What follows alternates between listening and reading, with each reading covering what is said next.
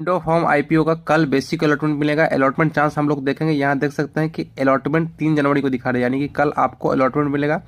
Allotment chance हम लोग देख लेते हैं कि कितना परसेंट अलॉटमेंट मिलने का चांस है। यहाँ देख सकते हैं कि टोटल जो सब्सक्रिप्शन हुआ है इसका 227 गुना हुआ है। अलग अलग कोटा में सब्सक्रिप्शन अलग अलग हुआ। क्यूआईबी कोटा में देख सकते हैं, रिटेल कोटा में, एचएनए कोटा में। नंबर ऑफ शेयर भी डिवाइड कर दिया गया है, किस कोटा में कितना शेयर मिलेगा और कितना अमाउंट के लिए शेयर मिलेगा। इसका अभी जीएमपी 96 रुपये पे वॉच करा है, यानी कि एस्टिमेटिंग लिस्टिंग प्राइस पे 45% का लिस्टिंग दिखा रहा है। एस्टिमेटिंग लिस्टिंग प्राइस 311 रुपये दिखा रहा है। इसका बेसिक अलॉटमेंट आपको कल मिलेगा। रिफंड इनिशिएट आपको 6 तारीख को कर दिया जाएगा। आईपीओ का लिस्टिंग 7 तारीख को होगा।